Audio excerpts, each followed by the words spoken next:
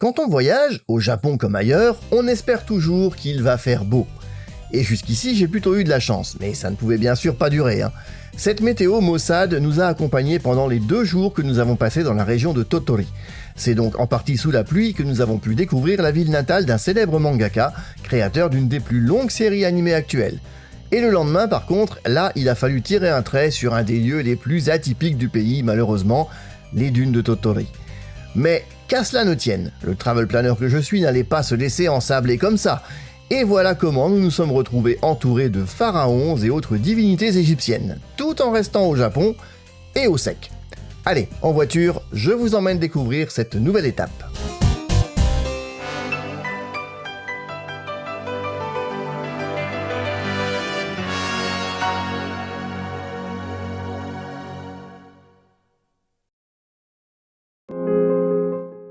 Notre visite de Shikoku aura été courte, mais mémorable, et j'aurai l'occasion d'y revenir un peu plus tard durant mon voyage, mais seul cette fois-ci.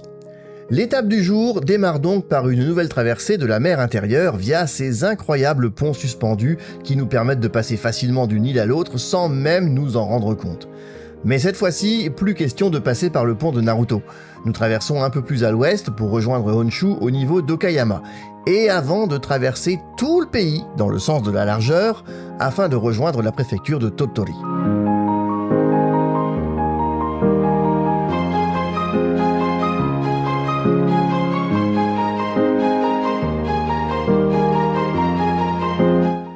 Dans la voiture, on va pas se mentir, on croise les doigts pour que cette météo particulièrement maussade ne nous accompagne pas tout le long du trajet.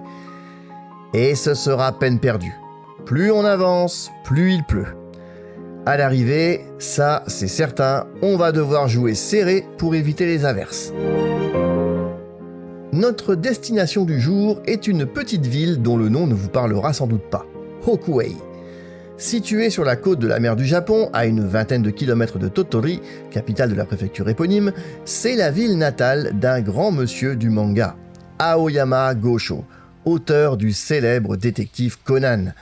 Un manga bien connu également sous nos latitudes, puisque les 100 et quelques tomes parus actuellement sont traduits chez nous depuis la fin des années 90. En tant que fans, nous ne pouvions pas passer par Tottori sans aller découvrir cette ville où le jeune détective en culotte courte et sa galaxie impressionnante de personnages sont présents à tous les coins de rue. Et là, croyez-moi, l'expression prend tout son sens.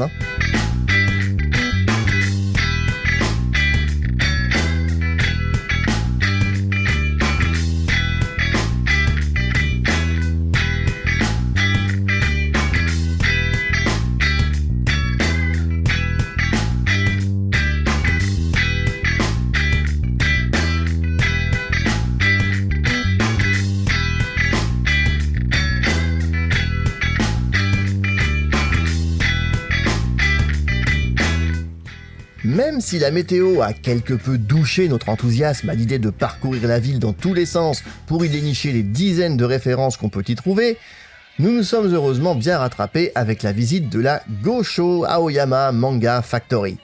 Un musée consacré à l'univers du mangaka, donc pas seulement à sa série phare, mais aussi à ses autres créations, et doublé bien sûr d'une boutique de souvenirs que nous n'avons pas manqué de dévaliser avant de repartir. Comme quoi, vous voyez, il n'y a pas que l'histoire du Japon qui m'intéresse.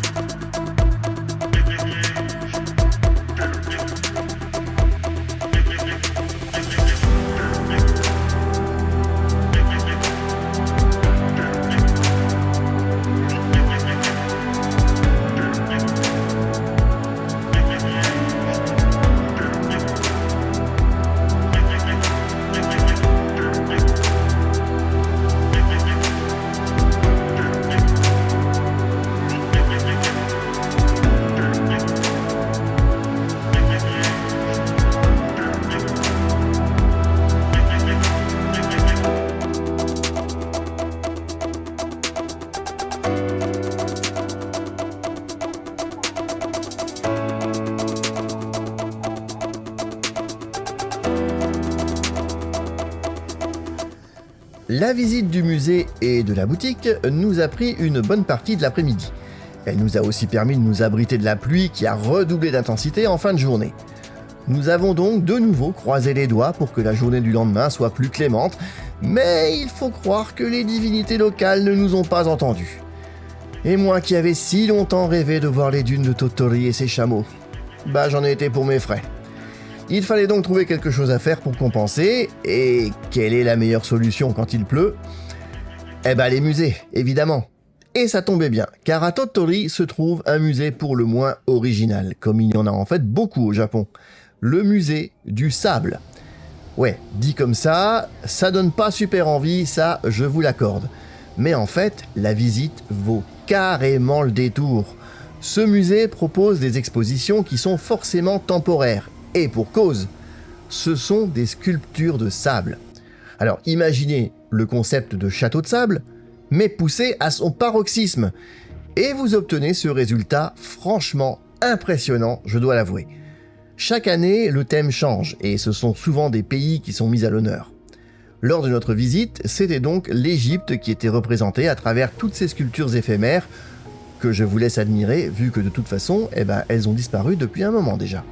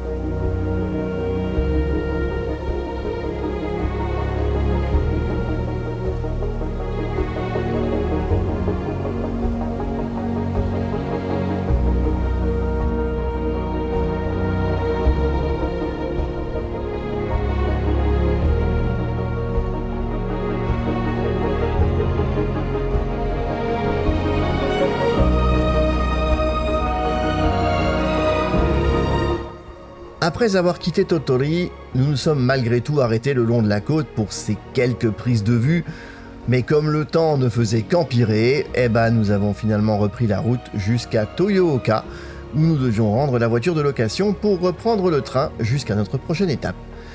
Alors, forcément, ces images ne sont pas les plus belles du voyage, ça c'est sûr. Mais même si on n'a pas pu voir les dunes de Tottori, la journée n'a pas été perdue pour autant. Et puis, le voyage est encore long pour ma part. Alors, pas question de rester sur une note négative. Je vous donne donc rendez-vous très vite pour la suite. En attendant, pensez à liker, commenter et à vous abonner. Et on se dit à la prochaine, ou matane.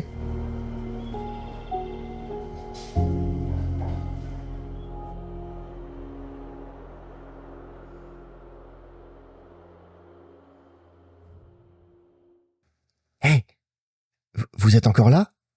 Cool. Alors je vais vous révéler un secret. Un secret que les abonnés de la chaîne principale n'ont jamais su. Alors si vous en faites partie, et surtout si vous l'êtes depuis longtemps, ça va vous intéresser. Avant de faire ce voyage, Vous savez peut-être que j'avais fait un pari, un peu con, hein, qui m'a obligé à faire un live où je mange du natto en direct au Japon. La vidéo est toujours en ligne d'ailleurs. C'était censé être la première fois que je goûtais cette saloperie. Mais en vrai, eh ben non. J'ai fait semblant. Enfin, non, si on veut. J'avais déjà goûté un peu de natto quelques jours avant. Et c'était justement, eh ben, ce soir-là, après la journée Tottori. Tenez, voilà la preuve en images. Et donc, mes véritables premières impressions, 100% inédites. Alors avant le vrai natto, ça fait les fils. Le sushi au natto et au thon.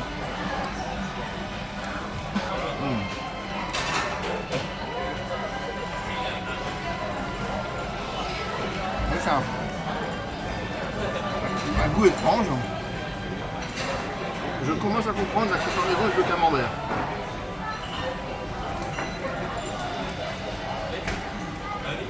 Et... oui. Spécial. Pas forcément complètement dégueu. Mais... ouais, ça passe. C'est collant.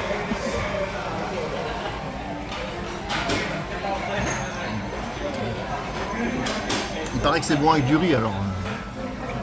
Là il y a du thon en prime.